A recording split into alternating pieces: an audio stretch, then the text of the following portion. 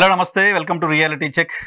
ఆంధ్రప్రదేశ్లో ప్రస్తుత తాజా రాజకీయ పరిణామాలపైన మనతో మాట్లాడడానికి వైఎస్ఆర్ కాంగ్రెస్ పార్టీకి సంబంధించిన ఎమ్మెల్యే తాటిపత్తి చంద్రశేఖర్ గారు ఉన్నారు. ఆంధ్రప్రదేశ్లో ఇసుకకు సంబంధించిన వివాదం, అలాగే తల్లికి వందనం స్కీమ్కి సంబంధించిన వివాదం, దాంతోపాటు తాజాగా కొద్దిసేపటి క్రితం ఏపీ మాజీ సీఎం జగన్మోహన్ రెడ్డి గారి పైన కేసు నమోదైన అంశం. ఈ అంశాలపైన మాట్లాడదాం చంద్రశేఖర్ గారితో. సార్ నమస్తే, వెల్కమ్ టు ఈహా. నమస్తే సార్. లేటెస్ట్ ఫస్ట్ బ్రేకింగ్ ఏంటంటే జగన్మోహన్ రెడ్డి గారి పైన కేసు నమోదైంది. RRR గారు కంప్లైంట్ ఇచ్చారు, ఆయన వేధించారు, సిఐడి కస్టడీలో ఆయన పైన దాడి చేశారు అనేది అభియోగం.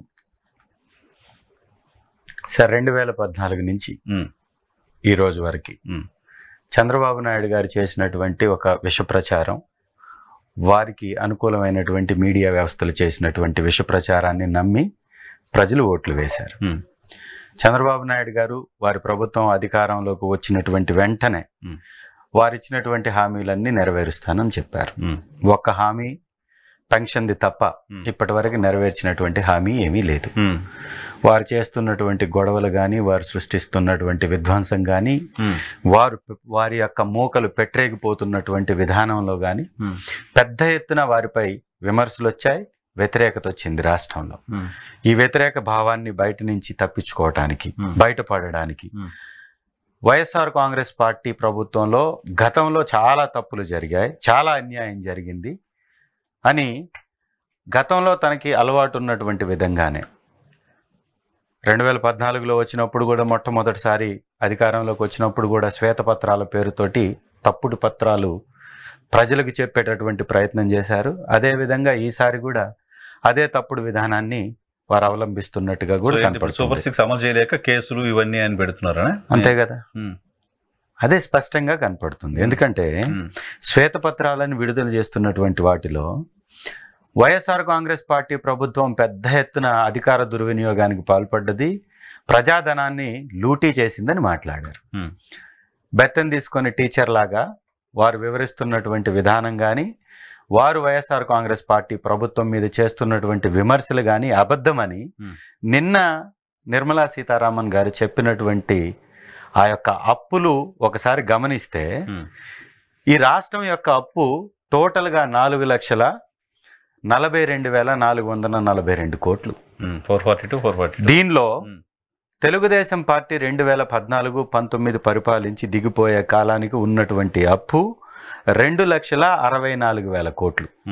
అంటే అది తీసివేసిన తర్వాత 4,42,442 కోట్లలో మిగిలిన అప్పు ఎంత సార్? కేవలం 1,77,000 కోట్లు మాత్రం. అంటే తెలుగుదేశం ప్రభుత్వం చేసిన దానికన్నా 1,00,000 కోట్లు తక్కువ అప్పు చేసినటువంటి వైఎస్ఆర్ కాంగ్రెస్ పార్టీ మా ప్రభుత్వం 2,75,000 కోట్ల రూపాయలు ప్రజలకు ఇచ్చాం.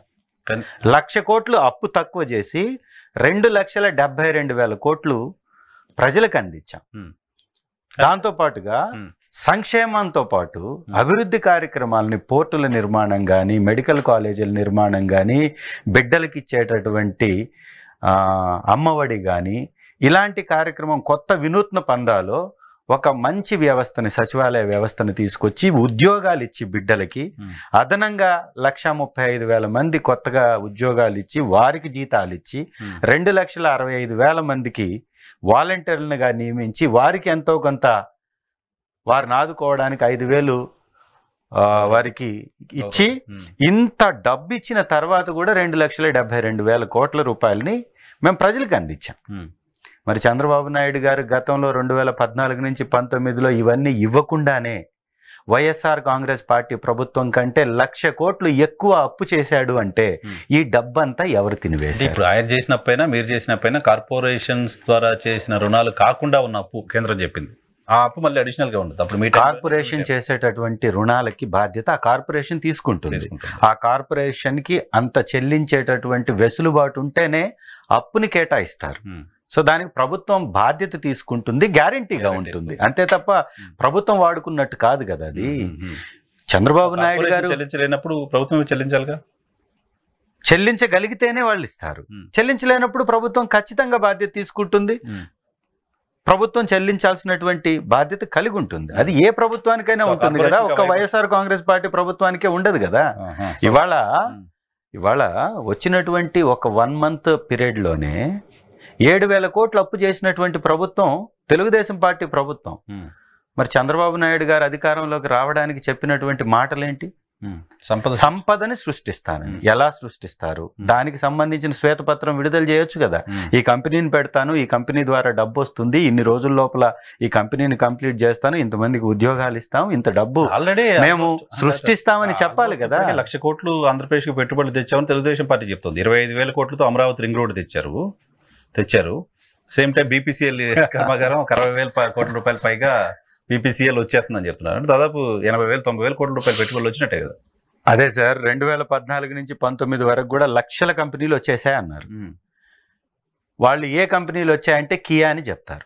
కియా అనేటటువంటి వ్యవస్థ కేంద్ర ప్రభుత్వం ప్రధానమంత్రి గారు ఆ దేశానికి వెళ్ళినప్పుడు రెండు దేశాల మధ్య చర్చ జరిగినప్పుడు ఆ రెండు దేశాల మధ్య చర్చలో వారు భాగస్వామిగా ఇక్కడుండి ఒక కంపెనీని ఏర్పాటు చేస్తాం, దానికి అనుకూలమైనటువంటి ప్రాంతం ఆంధ్రప్రదేశ్ అని ఎంచుకొని ఆ కంపెనీని తీసుకొచ్చింది. అది తీసుకొచ్చింది కేంద్ర ప్రభుత్వం.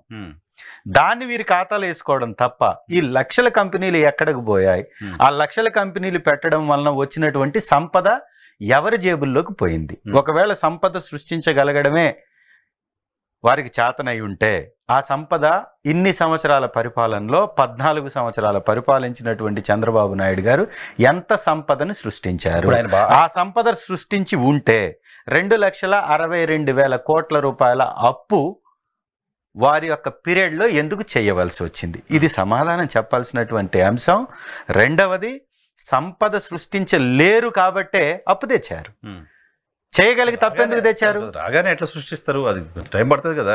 14 సంవత్సరాలు సీఎంగా చేసినటువంటి ఒక సీనియర్ పొలిటీషియన్, 40 సంవత్సరాల వారికి అనుభవం ఉంది. వారు పదే పదే చెప్తున్నారు అప్పు చేయడం కాదు, సంపద సృష్టించాలి అని. మరి అప్పు చేయడం తప్పు అని మీరే చెప్తున్నారు కదా, మరి ఆ తప్పును మీరు ఎందుకు రిపీట్ చేస్తున్నాం అంటున్నాం. అబద్ధాలు కూడా ఎంత పెద్ద ఎత్తున అబద్ధాలు వారి ఆ వయసులో చెప్పగలిగినటువంటి సాహసం చేయడం కూడా నిజంగా ఆశ్చర్యమే. ఎందుకంటే తల్లికి వందనం అన్నారు. అదే అడగబోతున్నాను. తల్లికి వందనం అన్నారు. ఇప్పుడు తల్లికి కూడా వెన్నుపోటు పొడుస్తున్నారు. ఒక జీవో తీసుకొచ్చారు రీసెంట్గా, 29 జీవో నంబర్. దానిలో చాలా క్లియర్గా వారు ఇచ్చినటువంటి ఆ జీవోలో ఉన్నది ఏంటంటే ఈచ్ మదర్కి 15,000 రూపాయలు ఇవ్వబోతున్నాం అని చెప్తున్నారు ఆ జీవోలో.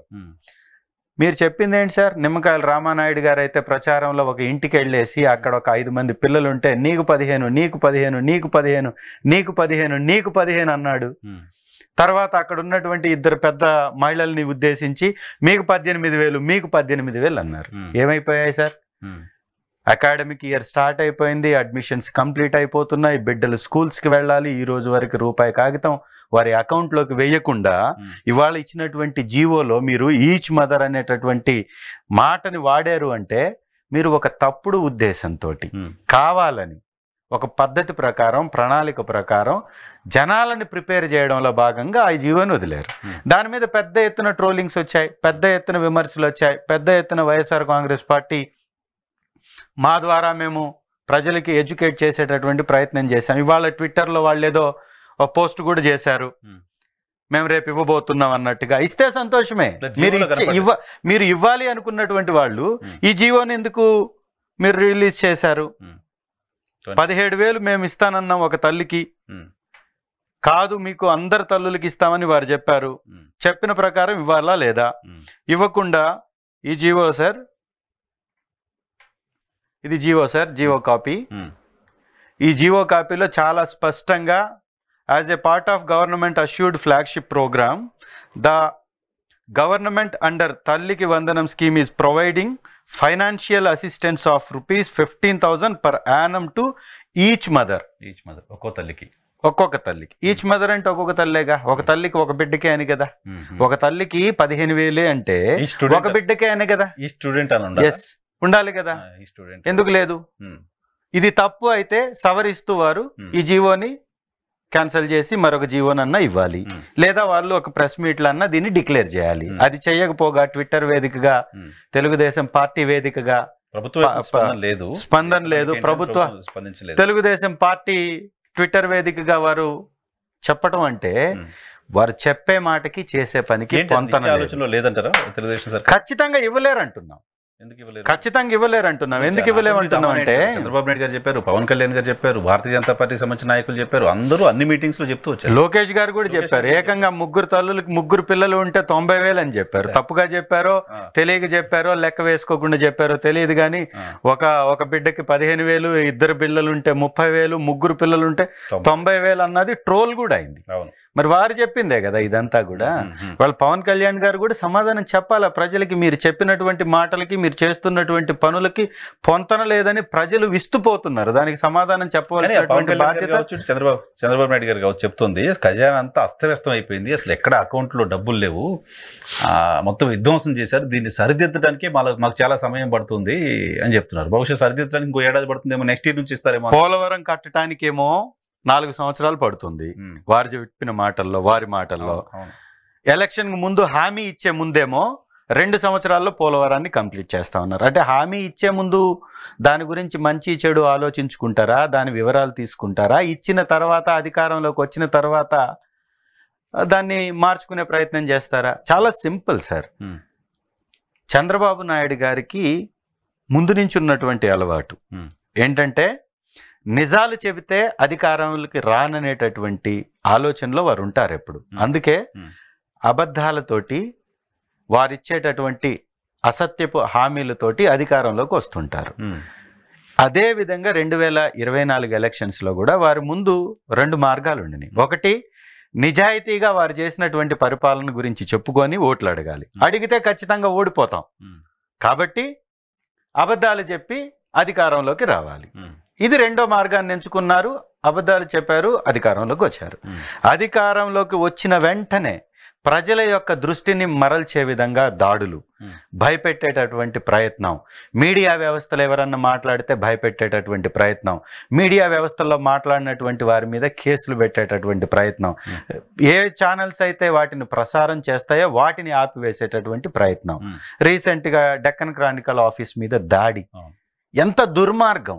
ఇలాంటి దుర్మార్గ కాండని మొదలు పెట్టేసి భయభ్రాంతుల్ని చేసి ఎవరు మాట్లాడకుండా చేయాలనేటటువంటి ఆలోచన వారు ఎంచుకున్నారు. ఈ ప్రజాస్వామ్య వ్యవస్థలో వీరితో పుట్టినటువంటి వ్యవస్థలు కాదు, వీరితో ముగిసిపోయేటటువంటి వ్యవస్థలు కానే కాదు. కాబట్టి మాట్లాడేటటువంటి వారు మాట్లాడుతూనే ఉంటారు. అది కంట్రోల్ చేయలేక ఇప్పుడు దృష్టిని మరల్చడానికి శ్వేతపత్రాల యొక్క ప్రోగ్రాం తీసుకున్నారు. ఈ శ్వేతపత్రాల్లో ఏం చేస్తున్నారు? పోలవరం మీద ఒక శ్వేతపత్రాన్ని విడుదల చేశారు. 2019 జూన్లో కొట్టకపోయినటువంటి డయాఫ్రమ్ వాల్ని నిర్మించినటువంటి ప్రభుత్వం తెలుగుదేశం పార్టీ ప్రభుత్వం. అది దిగిపోయింది 2019 ఏప్రిల్ మేలో. అంటే ఒక్క నెల కాలంలోనే వేరే ప్రభుత్వం వచ్చేసి దాన్ని నిర్మించేసేయాలి, అడ్డుకట్ట వేయాలి, ఆ తుఫానులో లేకపోతే ఆ వరదలను మాత్రం ఆపవాలి. 5 సంవత్సరాలు పరిపాలించినటువంటి తెలుగుదేశం పార్టీ మాత్రం, వారి ప్రభుత్వం మాత్రం జాగ్రత్త తీసుకోదు. వర్షాలు వస్తే కొట్టుకుపోతుంది అనేటటువంటి భయం ఉండదు. కేవలం గిన్నిస్ బుక్కుల్లో రికార్డుల్లోకి ఎక్కాలి.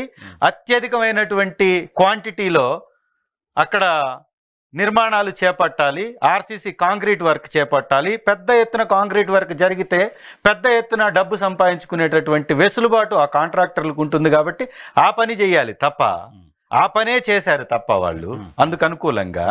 మిగిలినటువంటి జాగ్రత్తలు ఎక్కడా పాటించకుండా పోలవరానికి తిలోదకాలు వదిలివేశారు. అంత పెద్ద తప్పు చేసి అదే తప్పుని మళ్ళీ పక్క ప్రభుత్వం మీద, తర్వాత వచ్చినటువంటి ప్రభుత్వం మీద నెట్టివేసే దానిలో భాగంగా ఇప్పుడు ఒక శ్వేతపత్రం. సో ఓవరాల్గా పోలవరానికి తిలోదకాలు వదిలేశారు. మీరు చెప్తున్నది ఒకటే, చంద్రబాబు నాయుడు గారు చెప్తుంది అయినా, గతంలో అంబటి రాంబాబు గారు ఇరిగేషన్ మంత్రిగా చెప్పింది అయినా, పోలవరం ఎప్పుడు పూర్తవుతుందో చెప్పలేమన్నారు ఆయన మంత్రిగా ఉండి. ఇప్పుడు ఆయన అదే చెప్తున్నారు. జెన్యూన్గా అంబటి రాంబాబు గారు చెప్పారు. అంబటి రాంబాబు గారు చెప్పిన తర్వాత ట్రోల్ చేసినటువంటి తెలుగుదేశం పార్టీ ఎలక్షన్ క్యాంపెయిన్లో తెలుగుదేశం పార్టీ, అలాగే పవన్ కళ్యాణ్ గారు, అలాగే బీజేపీ పార్టీ, వీరి ముగ్గురు కలిసినటువంటి కూటమి తరఫున కూడా మన ఒక మీటింగ్లో అమిత్ షా గారు కూటమి ప్రభుత్వానికి, ఎన్డీఏ ప్రభుత్వానికి కేంద్రంలో, రాష్ట్రంలో మీరు అధికారం ఇచ్చినట్లయితే 2 సంవత్సరాల్లో పోలవరం కంప్లీట్ చేస్తానని సభలో చెప్పారు. ఈ దేశాన్ని పరిపాలిస్తున్నటువంటి ఒక జాతీయ పార్టీ, ఈ రాష్ట్రాన్ని గతంలో పరిపాలించినటువంటి ఒక ప్రాంతీయ పార్టీ, ఈ రాష్ట్రాన్ని పరిపాలించాలని ఉవ్విళ్ళూరుతున్నటువంటి ఇంకొక ప్రాంతీయ పార్టీ, 3 పార్టీలు కలిసి చేసినటువంటి హామీ 2 సంవత్సరాలలో కంప్లీట్ చేస్తానని. ఈ హామీ ఇవ్వకముందు ఇవన్నీ చూడాలి కదా. ఇచ్చిన తర్వాత, అధికారంలోకి వచ్చిన తర్వాత గత ప్రభుత్వాలను విమర్శించి ఆ విమర్శల్లోనే మీరు సమయాన్ని గడిపివేయాలనుకోవడంలోనే మీ యొక్క ఆలోచన విధానం బయటపడుతుంది అంటున్నాం. అదే మీరు చేస్తున్నటువంటి తప్పుడు విధానం ఉంటుంది. దీనిలో భాగంగానే ఇవాళ జగన్మోహన్ రెడ్డి గారి మీద కొత్తగా కేసు పెట్టేటటువంటి ప్రయత్నం. రఘురామకృష్ణంరాజు గారికి ఇచ్చినటువంటి మెడికల్ సర్టిఫికేట్స్ లో ఎలాంటి దాడి జరగలేదని ఉంది. అలా దాడి జరగలేదని సర్టిఫికేట్ ఇచ్చిన మెడికల్ సూపరింటెండెంట్ ప్రభావతి గారి పైన కూడా కేసు పెట్టారు సార్. కేసులు ఎవరైనా ఎవరి మీదైనా పెట్టొచ్చు. ఇవాళ మీ చేతిలో అధికారం ఉంది, అధికారంలో ఉన్నటువంటి వ్యవస్థలు మీ చేతిలో ఉన్నాయి. వ్యవస్థల్ని మీ జేబు సంస్థలుగా మార్చేసుకొని మీరు ఏమైనా మాట్లాడతారు. మీరు మాట్లాడింది నిజం ఎందుకు అవుతుంది? ఆయన కాళ్ళకి దెబ్బలు కనపడలే, అప్పుడు కాళ్ళన్నీ వాచిపోయి కందిపోయి కాళ్ళని చూపిస్తూ వెళ్ళారు ఆయన. సార్, ఆయన ఒక సామాన్యమైన ఒక కార్యకర్త కాదు, ఆయన ఒక ఎంపీ. వారు సీనియర్ ఎంపీ. గతంలో కూడా వారికి పనిచేసినటువంటి అనుభవం ఉంది. రాజకీయాల్లో సుదీర్ఘ అనుభవం ఉన్నటువంటి వ్యక్తి రఘురామకృష్ణంరాజు గారు. సో అలాంటి వ్యక్తి ఆ రోజుకి ఈ రోజుకి స్టేట్మెంట్ మార్చడంలోనే వారి విధానం ఏంటో తెలియపోతుంది. ఇవాళ వైఎస్ఆర్ కాంగ్రెస్ పార్టీ ప్రభుత్వాన్ని విమర్శిస్తున్నారు. ఎందుకు విమర్శిస్తున్నారు? కారణం ఏంటి? వారు వైఎస్ఆర్ కాంగ్రెస్ పార్టీ పార్టీలో టికెట్ దక్కించుకున్నప్పుడు ఎందుకు అప్పుడు విమర్శలు చేయలేదు? సో వారికి ఉన్నటువంటి విభేదాలు, పార్టీపై ఉన్నటువంటి వ్యతిరేక భావంతో చేసేటటువంటి కామెంట్సే తప్ప ఇవి ఇంకోటి కానే కాదు. కొట్టించాల్సినటువంటి అవసరం మా పార్టీకి, మా ప్రభుత్వానికి అప్పుడు లేదు, ఇప్పుడు అబద్ధం చెప్పాల్సినటువంటి అవసరము లేదు. రైట్. ఇసుకకు సంబంధించి ఏంటి?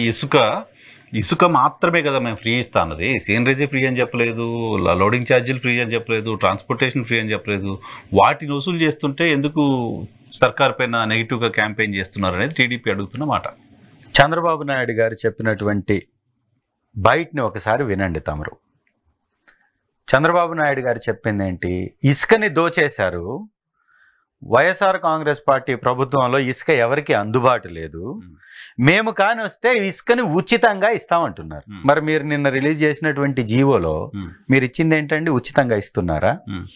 టన్నుకి 295 రూపాయలు మీరు ఛార్జ్ చేస్తున్నట్టుగా, అది కూడా రీచ్లో స్టాక్ పాయింట్లో మళ్ళీ స్టాక్ పాయింట్కి వస్తే 1200 పై చిలుకు పడుతుంది. మేమిచ్చింది 400 రూపాయలు. మరి ఉచితం అన్నటువంటి మీరు 295 రూపాయలు ఎందుకు ఛార్జ్ చేస్తున్నారు? ట్రాన్స్పోర్ట్ తీసుకెళ్లేటటువంటి వ్యక్తి పెట్టుకుంటాడు, మీరు రీచ్ దగ్గర ఎందుకు ఛార్జ్ చేస్తున్నారు? సీనరేజీ నింపడానికి సంబంధించిన కూలీలు. ఆ మాట మీరు చెప్పారా? ఇది ఒక దగ, ఇది ఒక దుర్మార్గం, ప్రజల్ని మోసం చేయడం ఇది. ఇసుకకి 295 రూపాయలు మీరు ఛార్జ్ చేస్తున్నారంటేనే మీరు ఉచితం కాదు అని, మీరు రూపాయి ఛార్జ్ చేసినా ఉచితం కాదు అని, ఉచితం అని మీరు చెప్పి ఇవాళ ఎలా ఛార్జ్ తీసుకుంటారు? ఇది మొట్టమొదటిగా వారు సమాధానం చెప్పాలి. అదే స్టాక్ పాయింట్ దగ్గరకు వస్తే 1200, గతానికంటే ఎక్కువ, గతంలో మేము ఇచ్చిన దానికంటే ఎక్కువ. మరి ఇది తప్పు కదా? ఇదే మేము ప్రశ్నిస్తున్నాం. రెండవది, మా ప్రభుత్వం దిగిపోయేటప్పుడు 75 లక్షల టన్నులు ఉజ్జాయింపుగా స్టాక్ యార్డ్స్లో స్టాక్ ఉంది. ఇవాళ తెలుగుదేశం పార్టీ వాళ్ళు మొన్న చెప్పినటువంటి విడుదల చేసినటువంటి రిపోర్ట్లో దాదాపు 40 లక్షల టన్నులు ఉన్నది అని చెప్పారు. మరి 35,000 నుంచి 40 లక్షల టన్నుల ఇసుక ఎవరు తీసుకెళ్లారు సార్? ఎవరు తరలించేశారు సార్? ఏ నాయకుడు తరలించారు? ఏమైపోయింది? ఆ స్టాక్ యార్డులో ఉన్నటువంటి ఇసుకంతటిని ఎవరు తరలించారంటే తెలుగుదేశం పార్టీకి సంబంధించినటువంటి నాయకులు తొలగించారని అనేక మీడియా ఛానల్స్లో వచ్చాయి. సార్, అది మీ అలిగేషన్ కానీ అది ప్రైవేట్ ఏజెన్సీకి ఇచ్చారు, హెచ్సికేసి అనే కంపెనీ. అది అలిగేషన్ కాదు. మేము చాలా క్లియర్గా ఏ స్టాక్ పాయింట్లో ఎంత ఉంది దాని ప్రకారం, ఆ గణాంకాల ప్రకారం 75 లక్షల టన్నుల పైగా ఇసుక అక్కడ ఉన్నట్టుగా ప్రభుత్వ లెక్క. అది మీరు నేను చెప్పిన లెక్క కాదు, ప్రభుత్వ లెక్క. ప్రభుత్వంలో ఒక వ్యవస్థ ఉంటుంది, ఆ వ్యవస్థలో ఎక్కడ స్టాక్ పాయింట్లో ఎంత ఉంటుంది. మరి ఇప్పుడు ఇచ్చింది కూడా ప్రభుత్వమే. 40 లక్షల టన్నులు ఉందని ఇచ్చింది కూడా తెలుగుదేశం ప్రభుత్వం. ఈ మధ్యలో మిస్ అయినటువంటి ఇసుక ఎవరు తీసుకెళ్లిపోయారు, ఎవరు భోంచేసేసారు? 30 లక్షల టన్నులు 30 లక్షల టన్నులు ఇసుకని మాయం చేశారు. ఎవరు తీసుకెళ్లిపోయారు? ఇది కూడా ప్రభుత్వం కనిపెట్టాలి. వారి ప్రభుత్వంలో మేమైతే తీసుకెళ్ళలేం కదా, మా నాయకులు అయితే తీసుకెళ్లేరు కదా. ఒకవేళ మీకు నిజంగా చిత్తశుద్ధి ఉంటే ఆ ఇసుక మాయం ఎలా అయింది, ఎవరు తీసుకెళ్లారు? స్టాక్ పాయింట్ల దగ్గర కెమెరాస్ ఉంటాయి, స్టాక్ పాయింట్ దగ్గర స్టాక్ రికార్డ్స్ ఉంటాయి. ఇవన్నీ బయట పెట్టాల్సినటువంటి అంశం. పెద్ద ఎత్తున ఇసుకని తరలించి ఇష్యూస్లో, అమ్మక వందనం ఇష్యూలో కావచ్చు, శాండ్కి సంబంధించిన ఇష్యూలో కావచ్చు, పవన్ కళ్యాణ్ గారు రెస్పాండ్ ఎందుకు అవ్వట్లేదు అనుకుంటున్నారు? ఎక్కడ పవన్ కళ్యాణ్ గారు మాట్లాడడం కనపట్ల. పవన్ కళ్యాణ్ గారు ఈరోజు భాగస్వామి కాబట్టి ప్రభుత్వంలో వారికి తెలుసు తప్పు ఎలా జరుగుతుంది, ఎవరు చేస్తున్నారు, ఏ విధంగా చేస్తున్నారు, ఇవన్నీ తెలుసు. మాట్లాడలేనటువంటి పరిస్థితి, ఎందుకంటే ఆ తప్పుల్లో భాగస్వామిగా తను కూడా ఉన్నాడు కాబట్టి. ఈ మాట మాట్లాడితే తను కూడా తప్పు చేశారని ఒప్పుకోవాల్సి వస్తుంది కాబట్టి. ఎలాంటి ప్రభుత్వానికి తను మద్దతు తెలిపారో, ఎలాంటి ప్రభుత్వంలో తను ఉన్నారో చెప్పుకోవాల్సిన పరిస్థితిలోకి తను కూడా నెట్టవేయబడతారు కాబట్టి చెప్పలేనటువంటి పరిస్థితి. ఈరోజు రాష్ట్రంలో గోడౌన్ల మీద ఎంక్వైరీలని, లేదా స్టాక్ యార్డ్స్ దగ్గర ఎంక్వైరీస్ అని, లేదా ఏ వ్యవస్థ అయితే ప్రభుత్వంలో ఉంటుందో అన్ని వ్యవస్థల్లో తప్పులు జరిగాయని ప్రచారం చేస్తున్నారు కదా. మీరు చెప్తున్నారు కదా, గతంలో 2014 నుంచి 19లో జరిగినటువంటి తప్పులని ఎత్తు చూపుతూ మా ప్రభుత్వం అనేక గణాంకాలని రిలీజ్ చేసింది. వాటి మీద కూడా మీరు ఎంక్వైరీ చేయాలి కదా, మీ చిత్తశుద్ధిని నిరూపించుకోవాలి కదా. మీరు చేసినటువంటి తప్పుల్ని తప్పు కాదు ఒప్పు అని నిరూపించాలి కదా. దాంతోపాటుగా ఇప్పుడు తప్పులు జరిగినాయి అంటున్నారు, ఆ తప్పులు ఎలా జరిగినాయో మీరు చూపించాలి కదా. ఇవాళ కేంద్రం ఇచ్చినటువంటి అప్పుల మీదే తప్పుడు లెక్కలు చెప్తున్నప్పుడు మరి వాళ్ళు చెప్పాయని నిజాలని ఎలా నమ్మాలి? 1,00,000 కోట్లు అదనంగా అప్పు చేసినటువంటి చంద్రబాబు నాయుడు గారితోటి మీరు భాగస్వామిగా ఉన్నారు ఇప్పుడు. సో భాగస్వామి పార్టీగా ఉన్న బీజేపీనే చెప్తుంది లెక్కలు. బీజేపీ మీ ముగ్గురు త్రయంలో ఒక పార్టీ చెప్తుంది, ఒక ప్రభుత్వం చెప్తుంది. కేంద్రంలో కూడా మీరు భాగస్వామే కదా ఈరోజు. ఇక్కడ కూడా.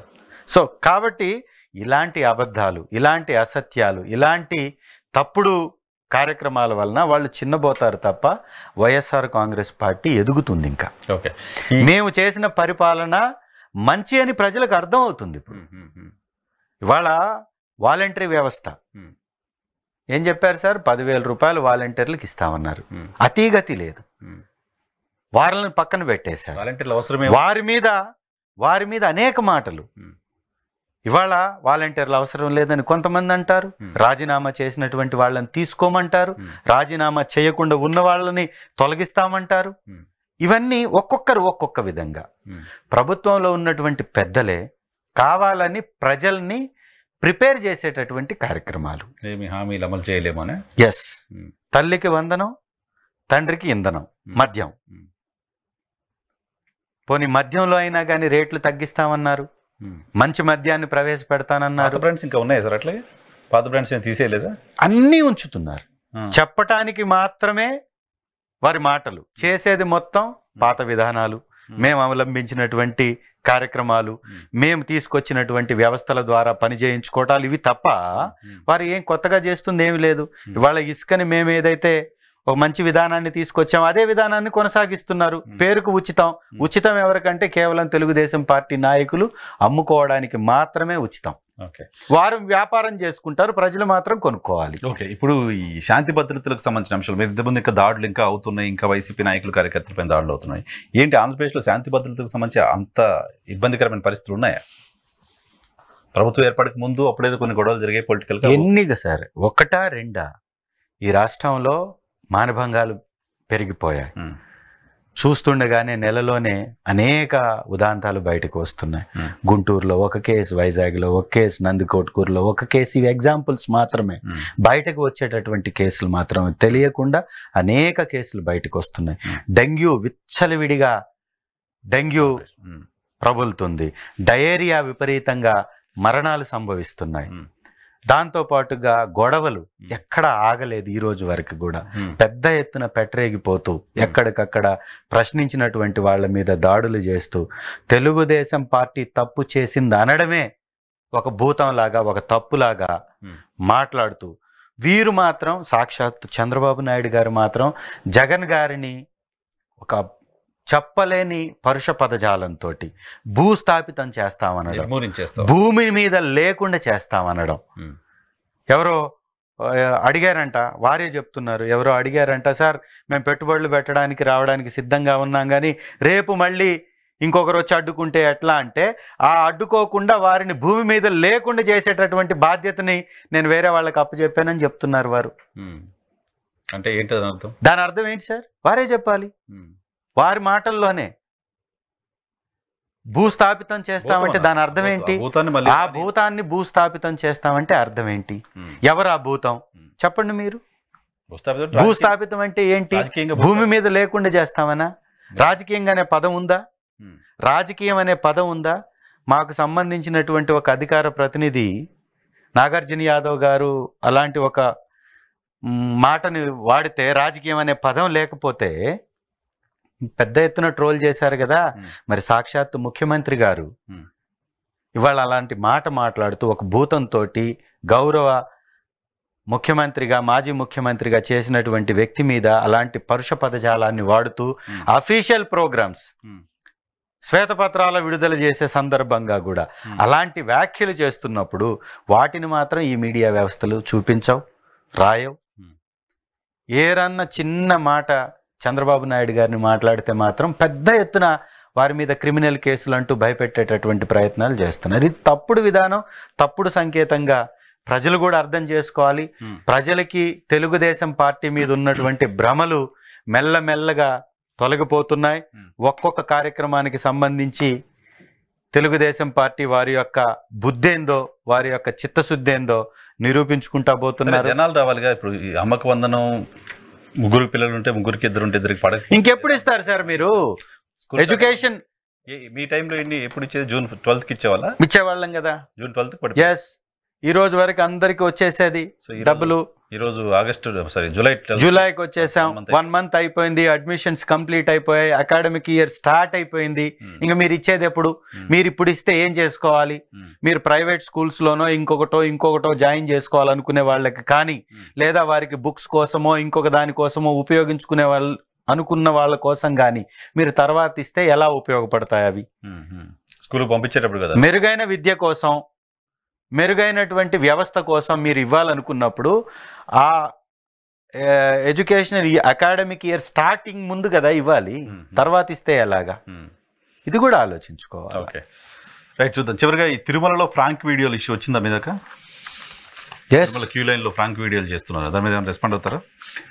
మేము ముందే చెప్పాం, మంచి పారదర్శక విధానాన్ని తీసుకొచ్చి తిరుమలలో బ్రహ్మాండమైనటువంటి సిస్టమ్ తోటి, శ్రీవాణి దర్శనం పేరుతోటి 10,000 రూపాయలతోటి ఒక దర్శనాన్ని తీసుకొచ్చి చాలా పారదర్శకంగా, ఏ విధంగా మధ్య దళారీ వ్యవస్థ లేకుండా ఒక మంచి విధానంతో మేము దాన్ని నడిపించాం. దాని మీద పెద్ద ఎత్తున ట్రోల్స్ చేశారు వీళ్ళు. అన్యమత ప్రచారం అంటూ ఇంకొక తప్పుడు ప్రచారం, రకరకాల ప్రచారం చేశారు. ఇవాళ ఏకంగా ఇలాంటి ఫ్రాంక్ వీడియోలు చేస్తుంటే పట్టించుకోనటువంటి పరిస్థితిలో ప్రభుత్వం నెట్టవేయబడ్డది. క్యూ లైన్ లోకి అసలు ఎలా వెళ్ళారు, ఎలా వీడియోలు తీశారు, ఆ వీడియోల్ని బయట ప్రపంచంలోకి వదిలినా కానీ దాని మీద ఎలాంటి చర్యలు తీసుకున్నారు, దీనికి సమాధానం చెప్పే వ్యవస్థ ఉందా లేదా? అంత క్యూ లైన్ లోకి అంత విచ్చలవిడితనంగా ఆకతాయిలు వెళ్ళి ఇలాంటి కార్యక్రమాలు చేస్తుంటే సెక్యూరిటీ ఏం చేస్తుంది? అక్కడ ఉన్నటువంటి ఈవో ఏం చేస్తున్నారు? అక్కడున్న వ్యవస్థ ఏం చేస్తుంది? ప్రభుత్వం ఏం చేస్తుంది? సీసీ కెమెరా సర్వేలెన్స్ ఉంటుంది. ఫోన్ తీసుకొని లోపలికి వెళ్ళడానికి ఉండదు, ఫోన్ తీసుకుని వెళ్ళడం ప్రమాదం అని చెప్తారు. సో ఎలా తీసుకెళ్ళారు? అది లేదు కాబట్టే కదా వ్యవస్థలు సరిగా పని చేయకపోవడం వల్లనే పోగలుగుతారు. సరైనటువంటి వ్యవస్థగానుంటే, సరైన పనితీరుగానుంటే ఎవరైనా ఎలా వెళతారు? నిజంగా ఇది చాలా దుర్మార్గం. ఆధ్యాత్మిక కేంద్రంగా పవిత్రమైనటువంటి పుణ్యక్షేత్రమైన తిరుమలలో ఇలాంటి ఫ్రాంక్ వీడియోలు తీసి అపవిత్రంగా ఆ తిరుమలని చేయడానికి ప్రయత్నిస్తున్నటువంటి వారిపై కఠిన చర్యలు తీసుకోవాలి. ఇది ప్రభుత్వం యొక్క వైఫల్యంగానే దీన్ని మనం చూడాలి. Right sir. చివరిగా మీరు ఇప్పుడు ప్రతిపక్ష పార్టీకి సంబంధించిన ఎమ్మెల్యేగా ఉన్నారు. అధికారుల కోఆపరేషన్ ఎలా ఉంది నియోజకవర్గంలో? ఏం జరుగుతుంది? ఉన్నటువంటి అధికారుల మీద పెద్ద ఎత్తున అక్కడ ఉన్నటువంటి ఇన్ఛార్జిగా ఉన్నటువంటి వ్యక్తులు వారి మీద ప్రెషర్ చేయడం, 15-20 సంవత్సరాల నుంచి వంట వండుకునేటటువంటి వాళ్ళు ఇక్కడ స్కూల్స్లో పర్మనెంట్గా డీలర్షిప్స్ చేసుకునేటటువంటి వాళ్ళని, చిన్న చిన్న ఉద్యోగాలు చేసుకునేటటువంటి వాళ్ళని, ఎలక్షన్స్ సమయంలో ఎవరైతే పార్టీ కార్యక్రమాల్లో పార్టిసిపేట్ చేశారని పక్కన పెట్టినటువంటి వాళ్ళు ఉంటారో వాళ్ళ ప్లేస్లోకి కొత్త వాళ్ళని తీసుకురావడం, వాటర్ ట్యాంక్స్ సర్పంచ్ల ఆధీనంలో తోలుతున్నటువంటి ఆ వాటర్ ట్యాంక్స్ని సర్పంచ్కి తెలియకుండా అధికారులను బెదిరించి అధికారుల ద్వారా వాళ్ళని యాప్స్లో నుంచి తొలగించి వారి ప్లేస్లోకి ఇంకొకరిని చొప్పించడం, ఇవన్నీ పెద్ద ఎత్తున అధికార దుర్వినియోగానికి అక్కడ తెలుగుదేశం పార్టీ ఇన్ఛార్జిగా ఉన్నటువంటి వ్యక్తి ప్రయత్నించటం, అధికారులను కూడా పిలిపించి మీటింగులు పెట్టడం, ఆ మీటింగుల్లో అధికారులు అటెండ్ అవ్వడం. ఎట్లా అవుతారు పార్టీ మీటింగ్స్కి? ఈ విధమైనటువంటి విధానం ఎక్కడా కూడా నిబంధనలకి తావు లేకుండా, నిబంధనలను పాటించకుండా అధికారులు వెళ్ళి అటెండ్ అవ్వడం, అధికారులను పిలిపించుకొని ప్రైవేట్ వ్యక్తి మీటింగ్ పెట్టడం, ఆ మీటింగ్కి అనుకూలంగా వారి యొక్క లెటర్ హ్యాడ్స్ మీద రికమెండేషన్స్ పంపించటం, ఆ లెటర్ హ్యాడ్స్ మీద వచ్చినటువంటి పేర్లకు ఉద్యోగాలు ఇవ్వడం కోసం అక్కడ ఉన్నటువంటి ఉద్యోగులను తొలగించటం, ఇవన్నీ చేస్తూ ఉన్నారు. దీనికి సంబంధించి కలెక్టర్ గారి దృష్టికి కూడా తీసుకెళ్ళాం. నిజంగా వారికి చిత్తశుద్ధి ఉంటే ఆ ప్రాంత ప్రజలు వెనకబడ్డటువంటి ప్రాంతం, ఆ ప్రాంత ప్రజల యొక్క అభివృద్ధి కోసం పాటుపడాలని మేము కూడా వారికి పిలిపించాం. అయినా కానీ వారి యొక్క ప్రవర్తన విధానం మాత్రం వ్యవస్థల్ని డ్యామేజ్ చేయడానికి, వ్యవస్థల్ని మేనేజ్ చేయడానికి మాత్రం ఉపయోగిస్తున్నారు తప్ప అక్కడ ప్రజల యొక్క స్థితిగతులు మార్చడానికి మాత్రం ఉపయోగించట్లేదు. అధికారులు కూడా తీరును మార్చుకోవాలి. అధికారులు కూడా ఇలాంటి రాజ్యాంగ వ్యతిరేక శక్తులుగా మారడానికి అవకాశం ఇవ్వకూడదని వారికి కూడా పిలుపునిస్తూ అలుపెరగని పోరాటం చేయడానికి వైఎస్ఆర్ కాంగ్రెస్ పార్టీ తరఫున లీగల్ కేసులు లేకపోతే కోర్టుల దృష్టి తీసుకెళ్లే ప్రయత్నం చేయలేదు? చేస్తున్నాం. మొట్టమొదటిగా ఫస్ట్ అధికారులకు అంతా తెలియజేశాం. అధికారులకు కూడా చెప్పడం జరిగింది. తప్పు చేసినటువంటి అధికారులకు కూడా హెచ్చరించడం జరిగింది, సూచించడం జరిగింది. వారి యొక్క తీరుని, విధానాన్ని మార్చుకోవాలని రిక్వెస్ట్ చేయడం జరిగింది. వారు అది కానీ మార్చుకోకపోతే ఖచ్చితంగా వారి మీద చర్యలు తీసుకుంటాం. హైకోర్టుకి వెళ్ళి కన్సర్న్ డిపార్ట్మెంట్స్ మీద కంప్లైంట్స్ పెట్టి ఆ అక్రమంగా ఎవరెవరికైతే ఆ ఉద్యోగాలు ఇచ్చారో వారిని తొలగించేటటువంటి ప్రయత్నం కూడా ఖచ్చితంగా చేస్తాం. Right sir. Thank you very much Chandrashekar. ఇది తాటిపత్తి చంద్రశేఖర్ గారితో స్పెషల్ రియాలిటీ చెక్. రేపటి షోలో మళ్ళీ కలుద్దాం. చూస్తున్నామండి.